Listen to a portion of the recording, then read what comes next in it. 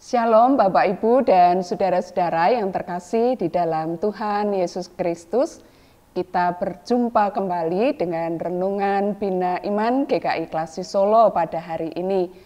Tentu hari ini kita sudah memiliki berbagai macam rencana, tetapi biarlah kita sejenak memberikan waktu kita untuk kita duduk mendengarkan sabda Tuhan yang akan melandasi seluruh aktivitas kita sehingga semua yang kita rancangkan boleh seturut dengan kehendak Tuhan.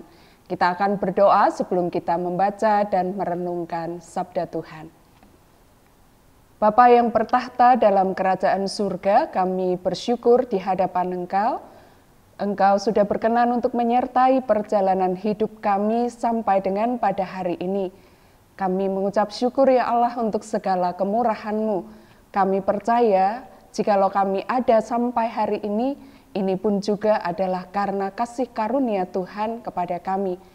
Bapa, terima kasih untuk hari yang Kau masih percayakan kepada kami untuk kami maknai, dan biarlah kami boleh terus mencari apa yang berkenan kepada Tuhan, yang menjadi kemuliaan bagi nama Tuhan. Saat ini kami duduk dekat kaki Tuhan, kami mau belajar ketika Tuhan berkata-kata kepada kami dan mengajar kami. Anugerahi hati yang penuh dengan hikmat, hati yang penuh dengan ketaatan untuk kami mendengarkan, untuk kami mempergumulkan dan melakukan kebenaran firman-Mu. Terima kasih Bapa di surga, inilah kami pasrahkan diri kami dalam tangan Tuhan, bentuklah kami seperti yang Engkau kehendaki. Di dalam nama Tuhan Yesus kami berdoa. Amin. Sabda Tuhan pada hari ini diambil dari surat Filipi pasalnya yang pertama, ayat 3 sampai dengan ayatnya yang ke-14. Surat Filipi pasal 1 ayat 3 sampai dengan ayatnya yang ke-14, demikian sabda Tuhan. Aku mengucap syukur kepada Allahku setiap kali aku mengingat kamu. Setiap kali aku berdoa untuk kamu semua, aku selalu berdoa dengan sukacita. Aku mengucap syukur kepada Allahku karena peran sertamu dalam pengabaran Injil mulai dari hari pertama sampai sekarang ini. Mengenai hal ini aku yakin bahwa Ia yang memulai pekerjaan yang baik di antara kamu akan meneruskannya sampai akhirnya selesai pada hari Kristus Yesus. Memang sudah sepatutnya aku berpikir demikian tentang kamu semua, sebab kamu ada di dalam hatiku. Oleh karena kamu semua turut mendapat bagian dalam anugerah yang diberikan kepadaku, baik pada waktu aku dipenjarakan, maupun pada waktu aku membela dan meneguhkan Injil. Sebab Allah adalah saksiku, betapa aku dengan kasih mesra Kristus Yesus merindukan kamu sekalian. Inilah doaku, semoga kasihmu makin melimpah dalam pengetahuan yang benar dan dalam segala macam pengertian, sehingga kamu dapat memilih apa yang baik, supaya kamu suci dan tak bercacat menjelang hari Kristus, penuh dengan buah kebenaran yang dikerjakan oleh Yesus Kristus untuk memuliakan dan memuji Allah. Aku menghendaki saudara-saudara, supaya kamu tahu bahwa apa yang terjadi atasku ini justru telah menyebabkan kemajuan Injil, sehingga telah jelas bagi seluruh istana dan semua orang lain bahwa aku dipenjarakan karena Kristus. Lagi pula, kebanyakan saudara dalam Tuhan telah beroleh kepercayaan karena pemenjaraanku untuk semakin berani berkata-kata tentang firman Allah tanpa takut. Demikian bacaan firman Tuhan pada hari ini. Bapak, Ibu, dan saudara-saudara yang dikasihi Tuhan, kalau kita flashback, kita mengingat kembali ketika kita dulu masih kanak-kanak, Orang suka bertanya kepada kita, apa cita-cita kita? Mungkin ketika sekarang kita sudah menjadi orang dewasa, kita juga suka bertanya kepada anak-anak atau juga kepada cucu atau kepada anak-anak kecil yang kita jumpai. Kita suka bertanya hal yang sama dulu pernah ditanyakan kepada kita. Apa cita-cita mereka? Apa cita-cita kita? Bapak Ibu masih ingat dulu cita-citanya mau jadi apa? Waktu masih kecil ada anak-anak yang berganti-ganti. Ada di suatu masa dia punya cita-cita jadi polisi. Lalu tiba-tiba berubah, tidak jadi polisi, ganti jadi dokter saja. Nanti tidak lama kemudian berubah lagi, mau jadi presiden, atau mau jadi guru dan lain sebagainya. Tetapi juga ada beberapa anak yang tetap fokus kepada satu cita-cita, satu tujuan. Saya mau jadi dokter. Mulai dari ketika dia bisa bicara, sampai kemudian ketika dia itu sudah dewasa. Cita-citanya tidak pernah berubah. Dan dia fokus pada cita-cita itu. Dia fokus pada tujuan itu. Sekalipun dia juga bergaul dengan banyak temannya yang punya cita-cita, punya keinginan, punya harapan, mau jadi A, B, C, D, E, dan seterusnya, tapi dia tetap fokus pada cita-citanya. Tapi memang kalau kita pikir-pikir lagi, tidak banyak anak-anak yang seperti ini. Mungkin juga termasuk di dalamnya kita bukan orang yang fokus pada satu cita-cita. Nah, Bapak Ibu dan saudara yang dikasihi Tuhan, kenapa banyak orang dalam perjalanan lalu kemudian berubah? Ada banyak hal, mungkin juga karena faktor lingkungan, pertemanan dia, mungkin juga karena dia membayangkan betapa besarnya tantangannya, betapa beratnya perjuangannya, sehingga kemudian dia memilih untuk mencari sesuatu yang tidak terlampau besar perjuangannya, tidak terlampau berat tantangannya, sehingga tidak harus memeras keringat, memeras otak untuk mencapai apa yang menjadi tujuannya. Nah, tetapi kenapa juga ada yang tetap fokus pada tujuan? Bapak, Ibu, dan saudara yang dikasihi Tuhan, beberapa anak saya ajak ngobrol, saya amati. Kenapa dia tetap fokus pada satu tujuan, satu cita-cita yang tidak pernah berganti? Karena dia rupanya melihat ada sosok yang dia idolakan. Dia tertarik, dia terinspirasi. Kenapa dia ingin sekali menjadi seperti dia, seperti orang yang diidolakan. Ada hal yang menarik, mungkin dari pelayanannya, mungkin dari bagaimana dia memperlakukan orang, bagaimana sosial orang ini kepada orang lain, dan seterusnya. Nah, Bapak, Ibu, dan saudara yang dikasihi Tuhan, Rasul Paulus ketika menulis surat kepada jemaat di Filipi ini, surat ini ditulis ketika Rasul Paulus berada dalam penjara. Nah, Bapak Ibu yang dikasihi Tuhan, di dalam situasi dan kondisi yang seperti itu, tetapi kalau kita membaca tadi, bahkan ketika kita baca judulnya saja yang diberikan oleh Lembaga Alkitab Indonesia, di sana dituliskan ucapan syukur. Dan Rasul Paulus juga memang di dalam ayat-ayat tadi menyatakan ungkapan-ungkapan syukurnya. Di dalam situasi yang sulit, dalam situasi yang tidak memungkinkan bisa dikatakan apa alasan bagi dia untuk mengucap syukur. Situasi dan kondisinya tidak memungkinkan untuk dia mengucap syukur. Tapi Rasul Paulus berkali-kali dia bersyukur atas berbagai macam hal.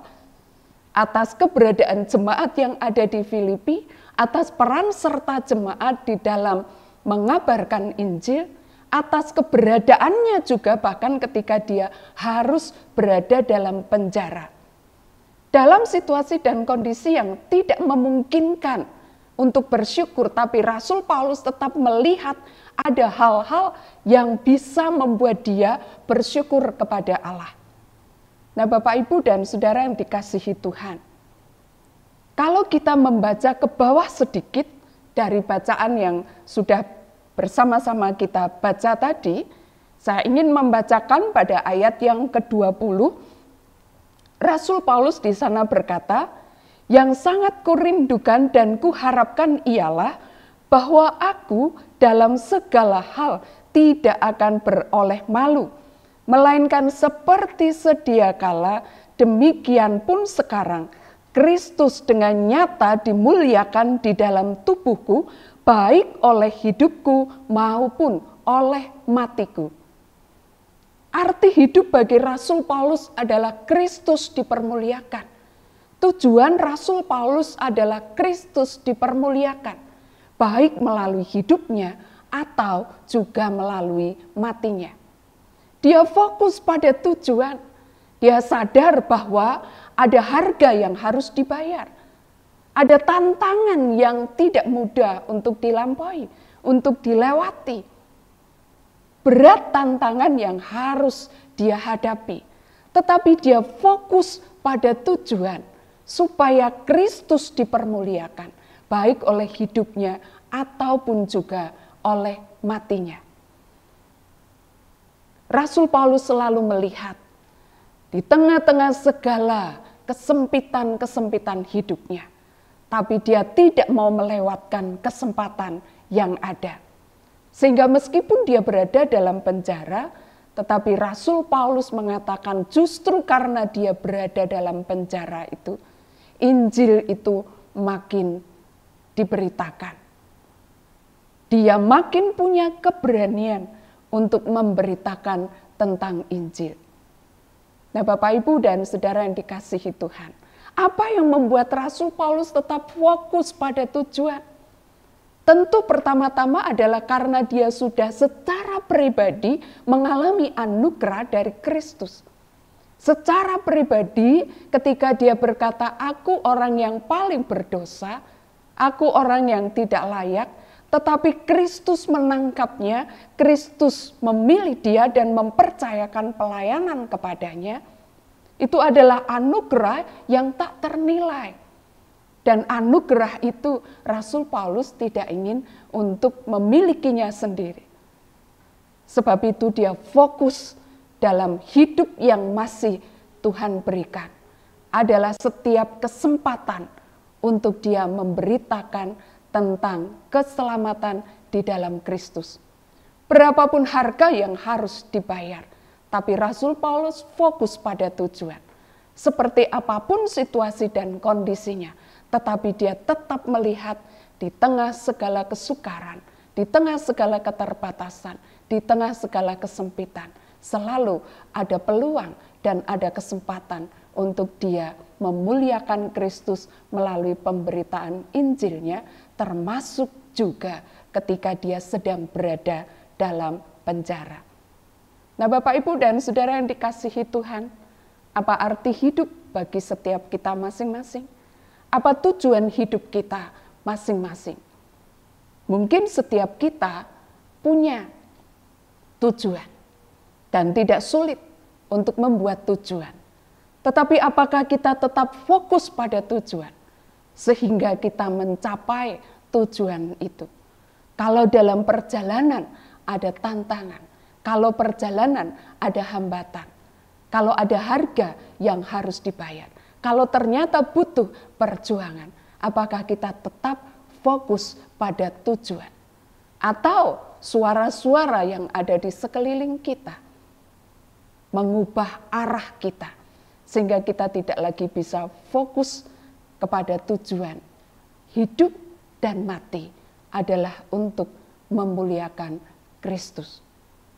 Hari ini Tuhan memberikan kepada kita kesempatan satu kali lagi untuk kita boleh mengarahkan hidup kita kepada Kristus. Fokus kepada tujuan hidup kita masing-masing. Dan biarlah bagian firman Tuhan ini kembali menyemangati kita. Kalau kita sudah berusaha untuk berbelok arah, kita boleh dikembalikan kepada jalur kita lagi. Pandanglah Kristus. Kita mengingat kembali anugerah yang tak ternilai untuk kita. Keselamatan yang Tuhan beri untuk kita. Betapa berartinya Kristus bagi kita. Dan kita mewartakan kepada setiap orang yang kita jumpai dalam kehidupan kita. Kita tidak sendiri. Sebagaimana Rasul Paulus mengatakan ada peran serta dari jemaat yang ada di Filipi. Demikian pun kita tidak sendirian, tetapi kita juga bersama dengan saudara-saudara kita yang lain. Mereka juga mengambil peran, tapi biarlah kita tetap senantiasa memandang kepada Kristus dan berita sukacita itu diberitakan di setiap situasi dan kondisi hidup kita. Tuhan kiranya memberkati kita. Mari kita berdoa. Bapa yang Maha Kasih, terima kasih untuk sabda-Mu yang sudah Engkau sampaikan saat ini. Meteraikan dalam setiap hati kami dan tuntunlah kami untuk kami setia melakukannya. Biarlah hidup kami berpusat kepadamu, kami boleh terus terarah kepada tujuan, bahwa hidup yang sudah Engkau anugerahkan kepada kami, bukan lagi milik kami, tetapi adalah milik Kristus, sehingga kami ketika masih diberi kesempatan hidup, kami akan memuliakan Engkau. Meskipun ada tantangan, ada perjuangan, ada harga yang harus kami bayar, tapi kami tahu bahwa sesungguhnya Engkau bersama dengan kami. Ya Allah, kami berdoa untuk GKI Klasis Solo ini, Tuhan terus akan menyertai di dalam kami mengerjakan misi Allah. Kiranya melalui semua karya, melalui semua pelayanan yang dilakukan, berkenan bagi Tuhan, menjadi berkat bagi setiap orang yang dilayani, membawa kemuliaan bagi Engkau. Tuhan, Engkau juga memberkati bangsa dan negara kami di dalam persiapan untuk pemilu tahun depan. Tuhan menolong, Tuhan memberkati dan menyertai sehingga semua boleh berjalan dengan baik sesuai dengan kehendak Tuhan. Di dalam segala perbedaan yang ada, biarlah kami boleh tetap saling menghargai dan saling menghormati. Bapa di surga, kami serahkan untuk anak-anak-Mu yang bergumul dengan rasa sakit yang mereka alami, dengan duka yang mereka rasakan, dengan kebutuhan-kebutuhan yang harus dipenuhi. Tuhan, kiranya Engkau menolong, memberkati, dan berikan jalan keluar. Terima kasih ya Allah, kami pasrahkan seluruh hidup kami hari ini di dalam nama-Mu. Pakailah hidup kami untuk kemuliaan-Mu. Di dalam Kristus kami berdoa. Amin.